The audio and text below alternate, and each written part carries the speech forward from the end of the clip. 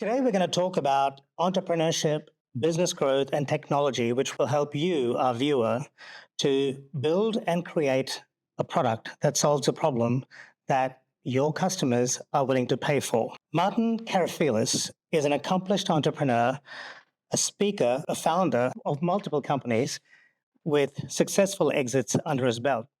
He also happens to be the CEO of Fishburners, which is where I met him recently. And he also is the entrepreneur in residence at the Australian Graduate School of Management at the University of New South Wales, where I happen to do my MBA. So I'm delighted to welcome Martin to the Productive Insights podcast. Martin, thanks for being here. Thank you for having me. It's great to have you, Martin. Do you want to tell us a little bit about your background? And my audience would specifically like to understand a little bit about what entrepreneurial ventures you've been engaged in and what exits you've achieved, what problems those businesses solved, and anything else you'd like to share. Yeah, absolutely. So I think I've always been a serial entrepreneur, so multiple different businesses. Some have worked, some haven't worked. I always say the first ever startup that I ever had was playing in a band. I think, wow, you're sort of playing, trying to travel 2 hours, no money at all, no sleep, trying to sell merch to be able to feed your way through and really came down to marketing and getting your music out there and, getting a bit of a brand out there as well. So, through school playing music, I had a small sort of audio hire platform that came from that because I was touring and I was playing a lot of music and I had some gear around. I was like, hey, you know what? I'm sure that there's other people that would like to use this equipment that's just sitting there doing nothing. I sort of learned a lot of things very fast. And one of the biggest things that I learned was I didn't have the ability to scale that. I think probably the understanding of how to obtain customers or how to really obtain capital is probably the next step. And I realized that I wasn't able to scale that. So moved on from that business. I then started a company where I actually created a biodegradable style plastic. Again, not really realizing what I probably stumbled upon because I was sort of doing something that I really loved and something that I wanted to do. And later on was able to sell the IP for that company where I didn't actually realize what the value of that was. And then my last venture was a computer vision AI company, really deep tech company with amazing co-founders, amazing team, and amazing customers, and able to successfully move on from that business and now be CEO of Fishburners, where I still do investment into startup. I still work and advise multiple startups. I've also gone along the journey of writing a book on everything that's happened. So wow. I get to see quite a lot, and there was really no better way to be able to give back to the startup ecosystem than to join the Fishburners team. So for those that don't know about Fishburners, it is Australia's largest and longest standing startup community. So tell our audience about the book. I'm really interested to know, what's it called? So release will come out very, very soon. Oh, okay. So it's a little bit under wraps until that's all out. But the concept really is about the idea of starting off as an entrepreneur and having everybody tell you how crazy you are and how hard everything's going to be. Oh, man. I can relate to that. And really sort of starting to operationalize what you do, start to use some frameworks and say, hey, this is actually very achievable. Start to knock those off and actually say, okay, well, those that are saying that you're crazy are actually a genius at the end of it all. So I think the only real thing that separates crazy or genius is execution in the end. And I think there's a lot to do with the frameworks and the help that you have along the way. I love what you said there. What separates genius from crazy is execution. And we'll be talking about that more in this conversation. What instrument did you play? Guitar. Oh. I can play most instruments, but I was a guitarist. I play the guitar too, and depending on who you ask, I play it well. If you ask my wife, she'll say I can't. But if you watch me in my normal habitat, which is where I'm not today, right now we're recording at Fishburners, and this is the first episode we've recorded outside of the Productive Insights studio. But there's a guitar. There are 2 guitars in the background when I record from home or from my studio. So.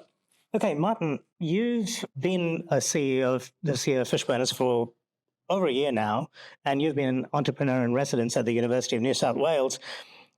You've seen a lot of startups, and I'm sure you've seen a lot of them fall on their face, as it were. And let's face it, it's not easy, right? What is the biggest mistake you find they make, and what's the best way to solve that problem? I think it's easy to sort of talk about biggest mistakes when we start to go down verticals, industries, where the stage of the startup is at.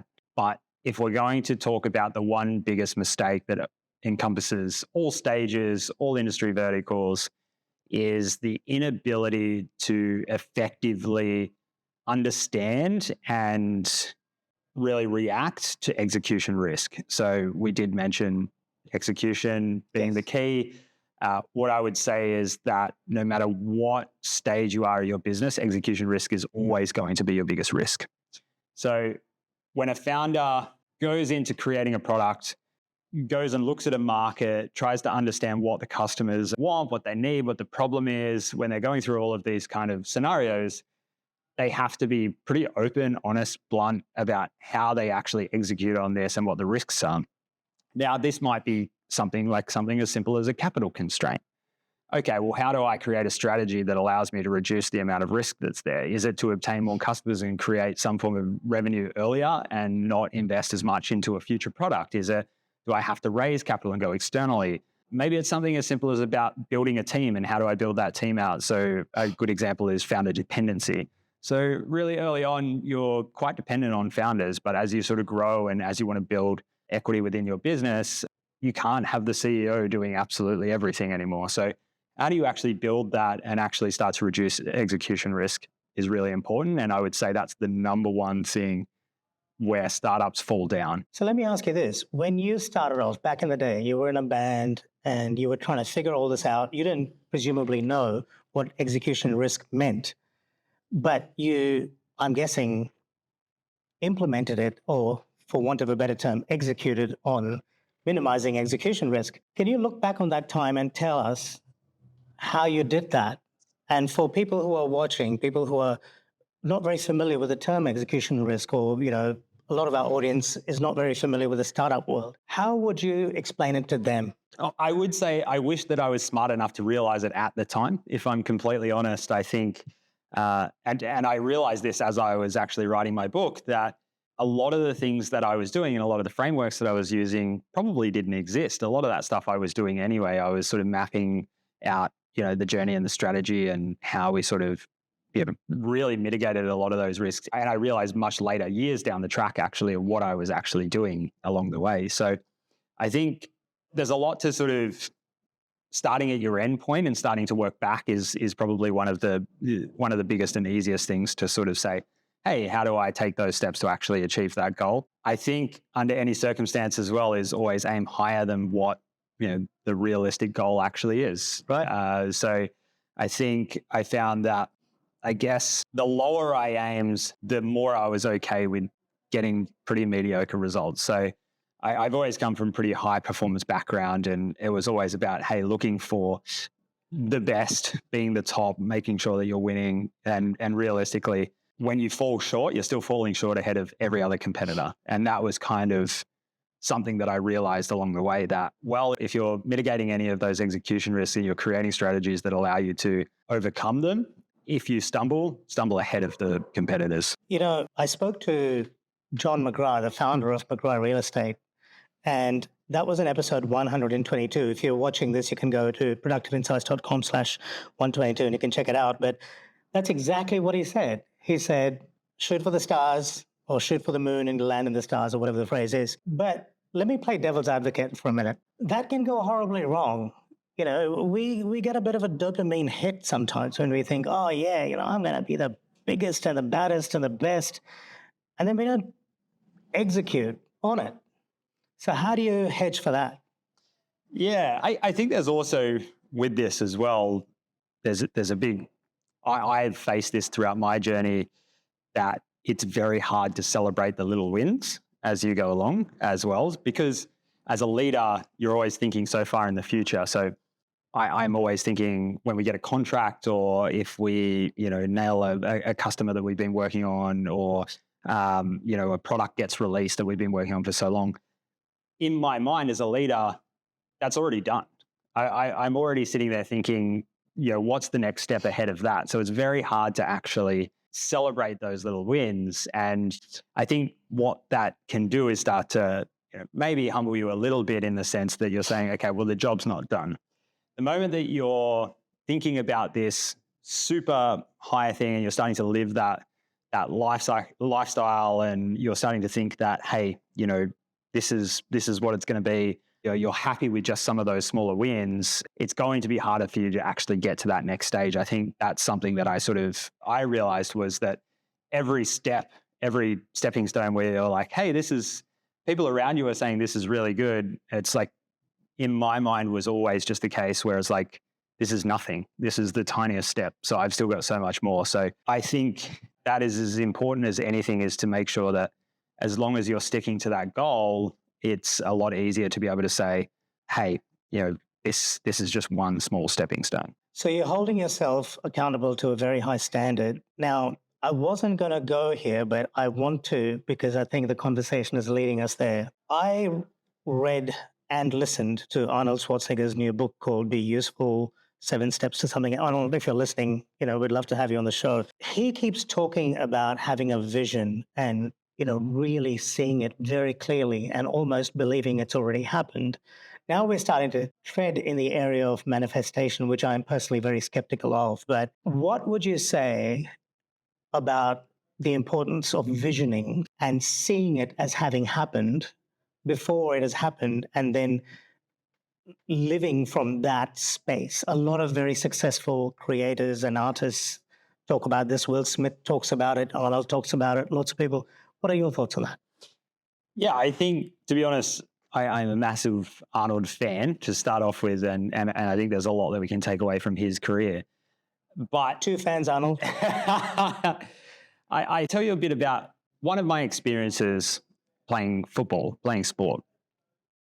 There was a game that was a very important finals game where we were down by 1 point, and there was a gameplay that had to be run to basically get us in front to win the game.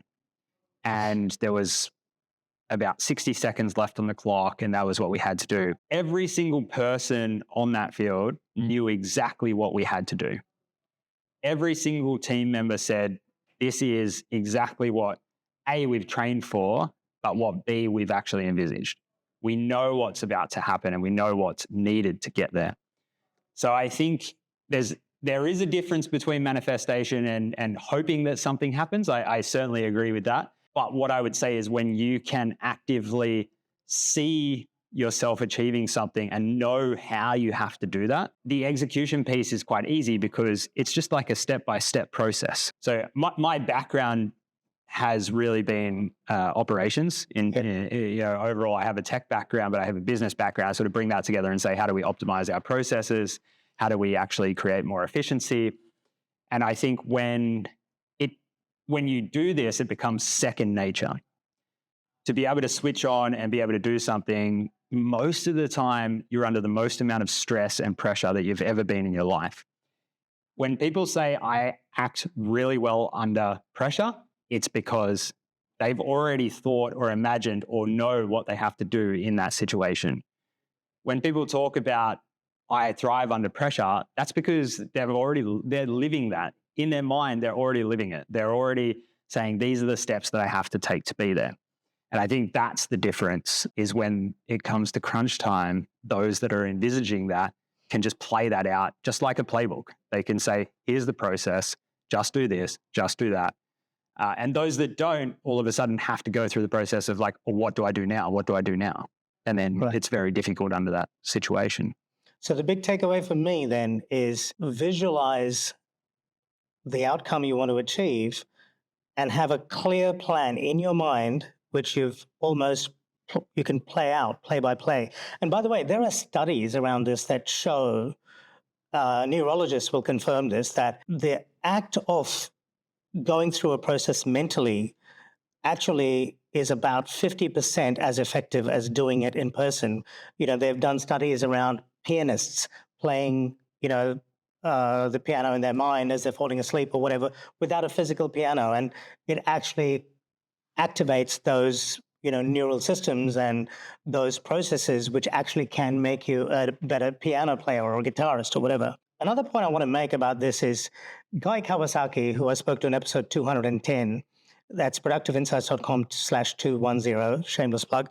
He talked about his journey at Apple, where he was a chief evangelist and he worked with Steve Jobs for 8 years. And Steve Jobs was incredibly good at visualizing the outcome he wanted to achieve.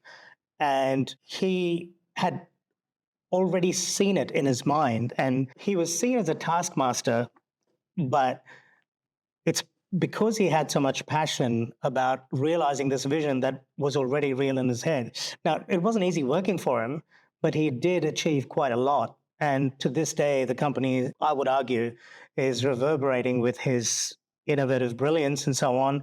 Sure, Tim Cook has brought a lot to the table and made it a lot more profitable, but there were 90 days from bankruptcy when he came back to the helm after his exile. So there's a lot to be said for really envisioning stuff and working backwards from the end. Yeah. Yeah. I think maybe Steve might have also said the idea. I can't remember who actually said it, but if they wanted to be liked, they'd own an ice cream van. Yeah, that's it. Yeah. He said something to that effect. Yeah. I'm not here to make friends. Yeah. Yeah. And the reason why it's actually quite difficult is because, and this is entrepreneurship as a whole, is most of the time an entrepreneur will see what nobody else sees. So when they're running through their mind and they're trying to get this out to other people, you can't do it on your own, right? So you have to have teams that are working, you have to have people around you that are actually executing on this with you. So it's very, very difficult to communicate and get out into everybody else's minds what you have in your mind when nobody else can actually see that. That is one of the most difficult things for any entrepreneur or any founder to do. And I think from a communication piece, it's really, if you drive vision, mission, if you can drive your strategic values really, really well, your teams should then start to be able to understand that for themselves and start to implement that themselves. We see probably in the startup world a lot of founders that just start talking about the product and start talking about the problem, not really realizing that as a true leader, effectively a good CEO, their job is to drive that strategy, the mission, and the strategic pillars and values that the company really holds true, and allowing staff to be able to create that product in the end. So that was something that these larger companies do very, very well, obviously with a CEO that can effectively communicate and get that idea across to those teams. Most entrepreneurs I've met, in fact, I can't think of one that doesn't fall into this category, but every entrepreneur I know tends to have some kind of challenge. They tend to be neurodivergent. They have ADHD. Neil Patel mentioned that to me. Neil Patel has it. They all tend to have some kind of a challenge, and it's not uncommon for them to have challenges around communication. Now, sure, they can train themselves, and a lot of them do, to become great communicators. But communication is so important when you're trying to build a vision and hold the vision in the context of a team, and even more so in a growing team. So I don't know whether you have been diagnosed with any ADHD or whatever, but you're an entrepreneur.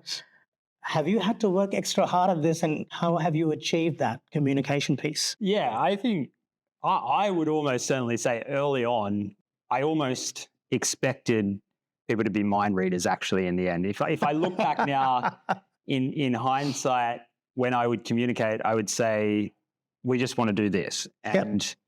I think I really had to develop skills and learn how to not only communicate, but also be able to effectively have a two-way discussion. And I would say more than a discussion is actual execution to, I guess, persuade maybe, people that are working on the product or whatever that might be. A good example, something that it kills most business owners in general, founders, entrepreneurs, when, their staff fail at something and they can see it and knowing very well that the founder, if you did it yourself, you'll probably succeed at it. But I always say is for that founder or that manager or someone that's that leader, don't go just do that. Don't go and just do the task and just say, this is how it's done. Spot on. It will absolutely eat you up inside but let that person fail and experience the pain so that they can grow and become better. And in a lot of senses, I've lived this before where I already know the answer and the result to something. And I mention it and say, look, this is what I believe is going to happen. And if you think about it as a leader, well, give some constraints. Maybe it's time, maybe it's budget, whatever that might be, something that doesn't overly affect your business operations. And you can say, if they're actually successful and they prove you wrong, awesome. If they come up with the same response and answer that you gave anyway, they've learned the same way you have, and they're going to succeed in the next time round. So I think under both circumstances, you can't really lose. I think it's really important to be able to let people within your organization and people that are close to actually experience a little bit of that pain to actually be able to grow. I think as a leader, and someone that's experienced, you forget about how many times you had to do that to get to that stage. Particularly as you have a workforce that grows, you will have very inexperienced people right through to experienced people. The reality is, for me, my thesis is always that hire people that are smarter and better than you anyway. To be honest, I've just been very, very lucky that I've had some amazing people around me. I don't think personally that I'm the driver for a lot of these things. It's about having the right people around them and around the products and the companies that actually make them successful. And the moment that you start to remove some of those dependencies, including myself as a dependency, the better that company is going to be in the long term. You've touched on some really important points that I want to bring out to our viewers and listeners. The first thing is, I think leadership is an attitude and not a designation. I think leadership requires empathy, which you've clearly demonstrated in what you've said.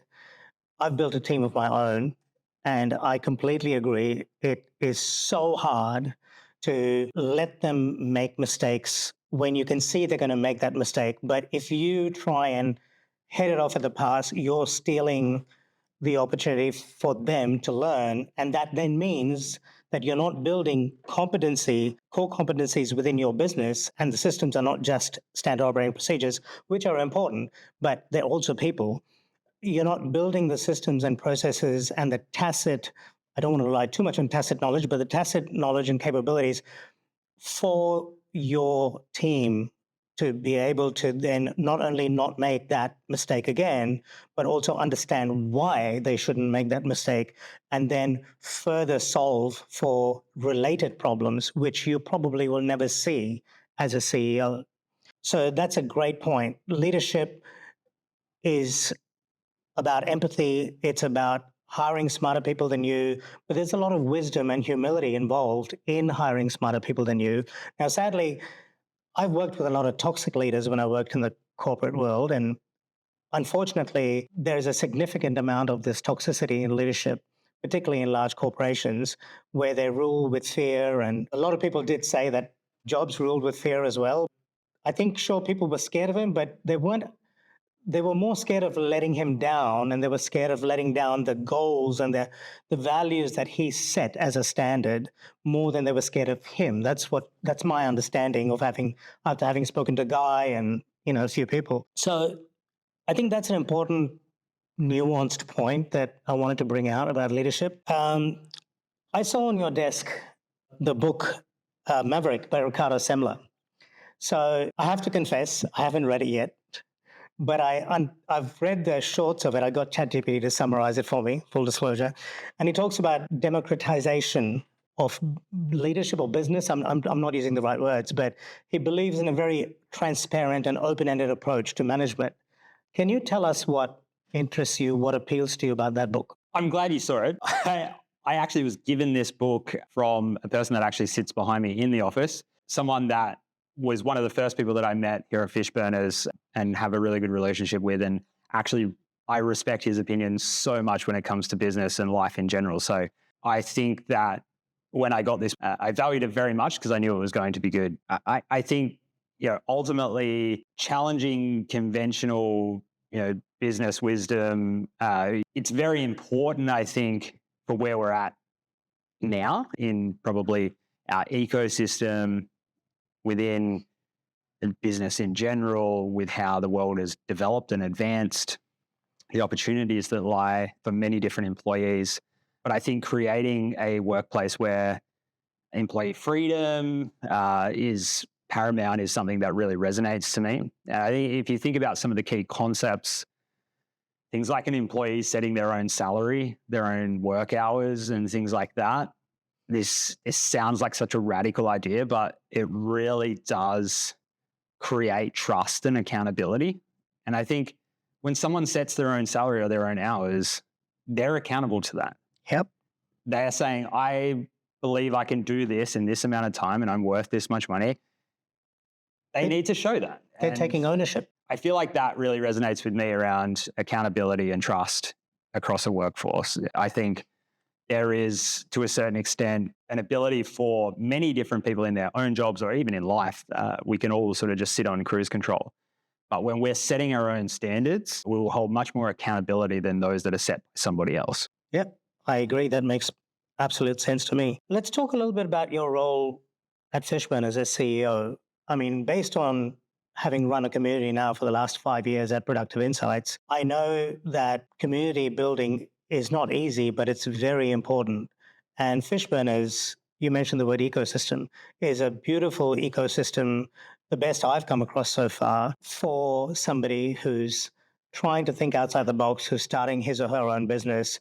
And it's the most welcoming, lovely place to spend your day and to build your dreams. What are your best approaches to building a community? And I'm sure one of your KPIs, I would imagine, would be increasing tenure in membership to maximize revenue, because tenure is very important in a membership-based business. So what's your strategy to maximizing tenure and building community? And do you have any other recommendations around membership-based businesses? I would say that one of the biggest things for me, I was new to managing a community when I came on at Fishburners. I've always been in the tech sector. I've always worked with products that actually have pretty minimal touch points from a people aspect. It's technology. Your software can be consumed pretty easy, pretty fast, purchased online, and there's not much there. So one thing that I would say is that realistically for a community is just remembering that it's a people-based product. And at its core, it's always going to be a people-based product. So when you start to look at some of your fundamental company pillars, like if you're talking about what actually means something to you. So Fishburners, for example, for me, is the most inclusive entrepreneurship environment. It's the most accessible entrepreneurship environment that you can possibly get. Yep. I think that at its core for me is something that I get to drive every single day, that we can hold education, events, different forms of collaboration. People that have great ideas just don't have the ability to access these resources and access this information, access a community. At its core, it's a people-based product. Everything that we do is for the people. I myself, as an entrepreneur, you go through the lowest of lows, and in reality, you have no other friends through that time. So yes, most of the time when you're going through and you're starting a company, you don't have any friends throughout that journey. So I've been lucky enough to be a part of communities where you can lean on other people that are in the same situations or have come through those situations, or something as simple as even people that are in the same situation can actually switch off from it all of a sudden. On both sides of it, you can have a beer and relax. You may be able to play basketball or some form of sport and relax. I think making sure that you keep people and community first over profits, monetary value, will mean that the product itself will continue to thrive. And in any community, if you can have a product where people are adding their own emphasis or they're helping out each other, the community should really start to push and drive itself and develop itself. Absolutely. I really think of that in the way that my approach is that we provide a lot, yes, but the members provide even more. And that's what I think about when I think about Fishburners, is that everybody is willing to be another piece that makes that community better. So this comes back to your points earlier on about leadership. I think, leadership is a lot like parenting. You can't force knowledge onto your children. You have to help them learn. You have to create an environment for them to learn, often through their own mistakes. And the community is like building a family. And to me, that's what I feel when I come here. I feel like it's my second home. I feel comfortable. There is fluidity, that things are not too rigid, but they're not too boundaryless as well. It feels safe. It feels like home. And I think that's what I've learned is really important in building a community. You have to create the right conditions and you have to allow it to grow, much like you raise a plant. I remember James Clear telling me in episode 175, in terms of habits, he said, you wouldn't put a seed in the ground and then scream at it to grow, every day. You just have to water it regularly. You have to provide it with the right soil and you have to allow it to grow. And it's very similar with communities. And I think this is one of the problems I have with very metric driven blitzscaling BS in business. A lot of businesses are obsessed with make $1 million yesterday. Why? I think it's very difficult to do that. And even if you did build a unicorn, it usually, in my opinion, is at the expense. It has externalities which never get noticed or often don't get noticed. It makes sense if you want to build a good business that you build it incrementally, gradually, and for the right reasons. Tell me about your approach to business development, customer acquisition. How do you approach that as a CEO of Fishburners? I think this is one of the topics that can get overcomplicated very, very easily. I think when you're doing an analysis, I am a very data-driven CEO. I let data drive a lot of my decisions. And I think when it comes to our customers, and I think this is in general when I look at and I advise a lot of different startups, is that the data that you're getting back should be driving those decisions, because a conversation here or there is very hard to quantify. And I see startups that say, oh, I had this customer that told me this, so I started developing this product or feature or whatever that might be. I sort of sit back and say, does the data say that they're the right persona? Number one. Okay, well, start right at the start of the journey, create a customer journey map. Make sure that you're creating buyer personas and make sure that you're validating those personas and make sure that you're talking to the right people first. Once you sort of start getting through that process and you start to realize that you're talking to the right people, okay, well, what do they really want? What do they say could be two very different things, because a certain person's opinion may not be maybe their organization or their needs. Is the customer the user? That's a whole nother subject in itself, is that maybe we might have a customer that's not actually the user in the end. You might have a B2B to C product or something like that. So actually understanding that process gets missed very often. Really, truly understand who you're speaking to and what you want out of them right at the start will mean that what you get out at the end is actually useful. Because if you just go and talk to someone in an organization, you may be talking with a large corporate, talk to one person out of there and says, oh, I love this tool. This is what I need. You go and develop that tool and they go, oh, no, my boss is never going to tick this off. Like, it needs to do this, this, and this. It's like, okay, well, you didn't speak to the right person. You didn't get the right feedback. So that then sort of gets to the next point, is to make sure that you're collecting the right data as well after that point, and make sure you have the feedback loops. Whatever the drivers might be for your business, is it NPS? Is it, voice of the customer? Any form of like data that you can gain to say, okay, is this working? Is this not working? Maybe run some A/B testing, things like that. Your customer realistically will never stay the same, or their wants and needs will never stay the same. As they grow, as time develops, as the market increases, you have competitors are in the space, things are going to change. And there will be opportunities for people to change to a different product or a different company. They will have constraints. The economic environment will change. Maybe they don't want to spend as much money anymore, or maybe they have heaps more money. Whatever that might be, things will change. So make sure you're sort of observing both in and out of the customer circle as well, and the environments that are there. So data first, and let that drive a lot of your insights, and make sure that you start to analyze that. But the next piece is really being engaged. So even as a CEO, you can't sit in a square box and expect that everything's going to run smooth. Yep. make sure that you're engaged with those that are paying you money. Make sure you're engaged with those that are going to pay you money. And make sure that you're engaged with those that have stopped paying you money. Because I think it's very easy for people to say, oh, we're obtaining customers and we're doing this and that. How are you keeping those customers? Why are people leaving? Talk to those that have actually left as much as those that are happy and staying. So I think engagement is a really big piece of that. And sometimes I've probably learned this a lot about being in a people-based industry as well, that sometimes people just want that personal touch as well. Hmm.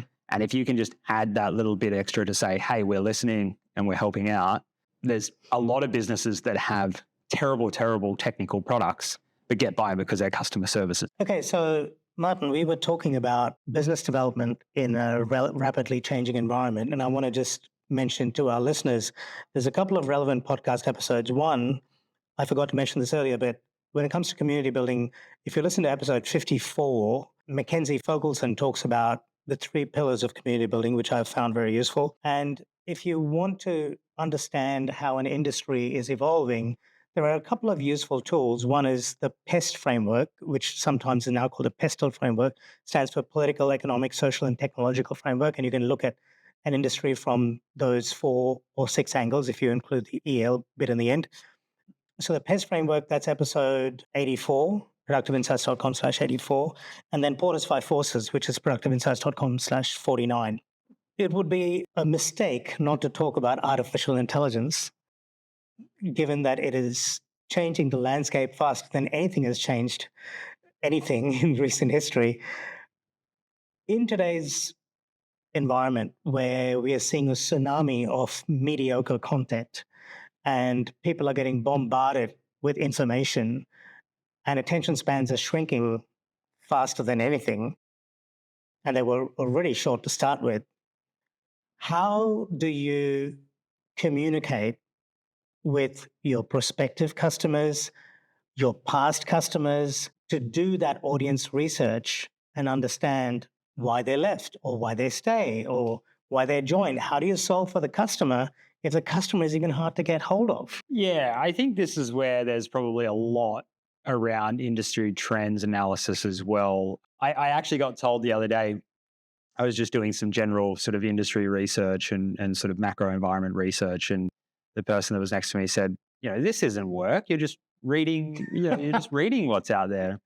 I said, a lot of my job is just understanding the environment and what's happening. Absolutely. So there are a lot of circumstances. I would say with any innovative product, any innovative company, you have to be quite okay with working in ambiguous environments. Sometimes customers, when you're trying to get feedback or you're trying to have those discussions, sometimes you actually have to draw the lines together yourself. I would say that there should be processes within your business to align, I guess, the parallels and to actually sort of deduct those assumptions correctly between what's happening in the macro environment and ecosystem versus what's happening with your direct customers and seeing what those trends are as well. So I think when you're business leader, you truly need to understand what are your leading and lagging indicators within your business, and you'll be able to sort of start to piece this together. So I see this happens quite regularly. If you're looking at just revenue, for example, maybe customers are dropping off, but they're still paying a month or two of their revenue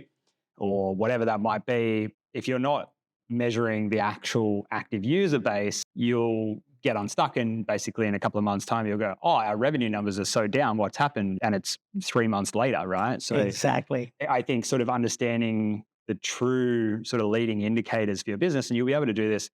It's very hard when you go to sell to a board or you sell to other people, other stakeholders and shareholders, that it's like, hey, the internal metrics are tracking in the right direction. We'll see a reflection of this in 3 months' time or 6 months' time or 12 months' time, depending on what that indicator might be. So understand those, draw the parallels, and make sure that you have some form of process and something that makes sense more than anything, other than just sort of saying, oh, I believe it's this. And just to clarify for our audience, when we say lead indicators and lag indicators, and a good example of that would be a lead indicator in sales would be the number of calls you make. And then the lag indicator, which is usually about 3 months down the line, is the number of customers you actually acquire. So your activity, that's what they call, making outbound calls, your sales activity is a lead indicator, which is a predictor or precursor, if you like, of your lag indicator, which is sales. And, you can usually establish a correlation between the two. Coming back to what you said earlier on about being data driven, I think this is a great opportunity where you can look at the data in terms of, say, drop off rates, say 3 months into the membership or 6 months in, and you can try and say, well, a lot of customers are dropping off at this point. What happens at that point? And that is a great way to go and diagnose problems. And yes, it's a symptom, but you use the 5 whys framework maybe, or you use the root cause analysis approach, and you ask yourself, well, what's causing this, and solve for the customer that way. Would you agree that's a good? Yeah, I agree. I think if you can have some form of customer journey map, if you can actually sort of have maybe from a marketing angle, it's a bit more of a funnel type scenario, but I'd say like a customer journey and sort of understand where those or statistics or the data is actually showing you where the holes are, you'll be able to find it pretty easy. The deeper you get with every single step a customer takes, the better your insights are, but also the better your reactions are going to be. So a good example that you could use is maybe on the front end is when you start combining your marketing and sales statistics, you might start to say, okay, we ran an ad and only this many people became customers. Now, a lot of things happen in between that time between running an ad and having a customer come on board. Absolutely. So I would say in that process, you could start to break down and say, okay, well, we've run an ad, what's our click-through rate and what's our cost to actually get to a certain amount of customers? And then you'll have some form of data that's there. And then you'll say, okay, how many of those become qualified marketing leads? And you will have some form of data that's there. And then you'll say, okay, well, how many of those are called from a salesperson, or, what kind of sales processes actually occurs there? And then from that, have those numbers and start to say, okay, well, then from those, how many have actually converted, or whatever that process might be, you can have an overall, CAC cost and all of that. But it's like, if you start to break down every single piece and where the drop-offs are, you'll start to analyze what that looks like. And also, like as a business leader, you should realistically be able to look at some of these frameworks and look at some of these numbers and say, hey, we need to either A, hire in this spot, we need to spend more money here, or the opposite and say, we've been investing a lot of money in this thing right here and we're not seeing any return there. Let's stop spending money there and put it where we know actually works.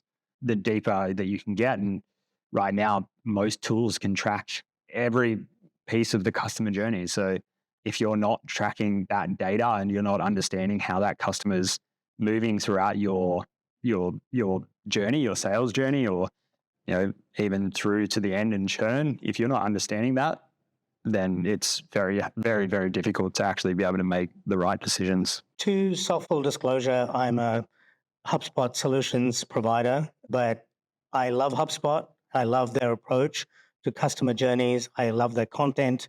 I highly recommend checking out the buyer's journey on HubSpot. I also love SparkToro, which is created by a friend of mine, Rand Fishkin. It's the founder of Moz, and that's great for audience research. You can put in things like, what websites does my audience go to? What is my audience talking about? And it gives you a whole lot of text-related information. I can show you later if you're not familiar with it, but I absolutely love the tool for audience research. Coming back to my original question then, I think what I'm hearing from you, Martin, is if you want to have conversations with a very distracted customer, then dive into the data, really understand the nuanced elements of their pain points, and they will talk to you. But you need to be having the right conversation. Yeah, that's correct. And I think make sure that you start at the start of the journey. If you're wondering why no one's converting, make sure that you're actually getting to the right people. Make sure that you're actually, Great point. And I think if you start to see lots of people start to drop off as the journey sort of that journey goes along, you'll sort of start to say, okay, well, what should we start? Should we start aiming at different people at the start that are not converting? Should we change some of the stuff in the middle? You can start to run some A/B testing. You can start to actually do some things within the business and actually get some data back and say, hey, this works or doesn't work. Sure. What's your view on artificial intelligence and how do you see it evolving in marketing? I think, we've seen an enormous change in marketing, sales, even branding, a whole range of different business operations activities with the commercialization of certain AI, generative AI particularly. I'm very enthusiastic of where this is going. And I've worked in AI and deep tech, since the mid sort of 2010s. Wow. And it's always the case. And a lot of these sort of leading innovations is the hardest part for this technology to get into people's hands is commercialization. So, we're at a point now where computing power is good, internet is accessible, people can actually integrate this into many different tools and different things. So, whether it be HubSpot or it might be your socials or whatever it might be, your CRM, your social range of different, maybe even physical, premises, any form of digital analytics and things like that.